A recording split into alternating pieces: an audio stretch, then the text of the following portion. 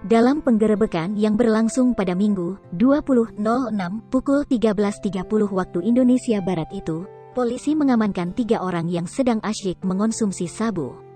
2 di antaranya tercatat warga Kota Bumi, Lampung Utara. Ketiganya yakni Jaka Ariwijaya 27 tahun dan Thomas Wijaya 31 tahun, warga Kampung Sindang Sari, Kecamatan Kota Bumi, Kabupaten Lampung Utara. Dan Handika Jaya Putra 24 tahun, warga Kampung Dwi Warga Tunggal Jaya, Kecamatan Banjar Agung, Tulang Bawang. Anggota kami menggerebek rumah di Kampung Dwi Warga Tunggal Jaya, yang sering dijadikan tempat transaksi narkotika jenis sabu, ujar Kasatres Narkoba AKP Anton Saputra, mewakili Kapolres Tulang Bawang AKBP Andi Siswantoro, Senin, 21.06.